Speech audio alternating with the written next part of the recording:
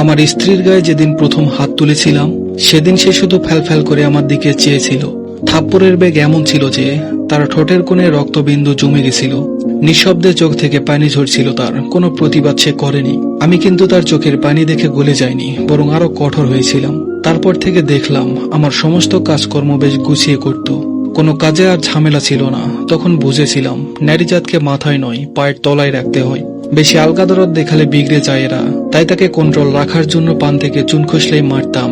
একসময় দেখলাম আমার স্ত্রী আর আগের মতো চঞ্চল নেই। প্রয়োজন ছাড়া কথা বলে না, কোনো আবেগ আর দেখি না। যা বলি বিনা বাক্যে করে দেয়। মাঝে মধ্যে মনে হতো যেন একটা রোবট নিয়ে ঘর করছি। ওর হাসি মাখা মুখটা ভুলে গেছিলাম। এক রাতে দেখি স্ত্রী পাশে নেই। আমি মনে করেছিলাম হয়তো ওয়াশরুমে গেছে, কিন্তু অনেক সময় পার হওয়ার পরেও আসছে না দেখে নিজে উঠে গিয়ে দেখি সে ওয়াশরুমে নেই।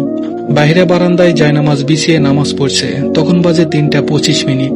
হয়তো তাহাজ্জুদের নামাজ পড়ছে। খানিকক্ষণ আড়াল থেকে দেখলাম মোনাজাতের সময় সেজদা হয়ে ফুপিয়ে ফুপিয়ে কান্নার আওয়াজ শুনতে পেলাম।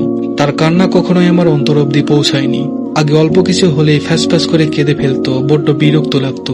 কিন্তু এই নামাজে কান্না দেখে কেমন যেন অন্তরে ভয় ঢুকে গেল। এই কান্না আমাকে হিম করে দিল। পাজরে যেন কেউ আঘাত করছে তেমন কষ্ট হচ্ছিল। আমি আর দাঁড়াতে পারলাম না, চলে আসলাম ঘরে। শুধু মাথার ভিতর কাজ করছিল, আল্লাহর কাছে সে কি এমন চাইছিল যে এমন ফুপিয়ে ফুপিয়ে কাঁদছে সে।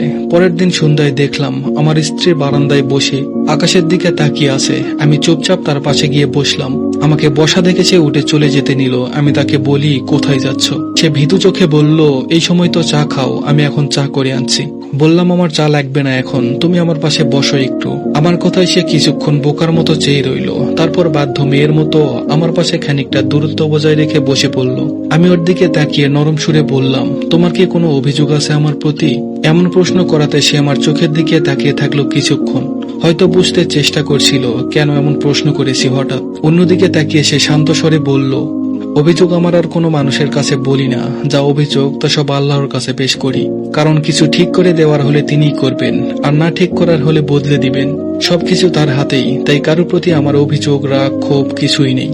বললাম, তাহলে কাল রাতে নামাজে এমন কি প্রার্থনা করছিলে যে কাঁদছিলে তুমি? সে আমার দিকে তাকিয়ে বলল, একটা সময় ছিল যখন আল্লাহর কাছে তোমাকে পাওয়ার জন্য ঠিক ওইভাবেই কাঁদতাম প্রতিটা মোনাজাতে।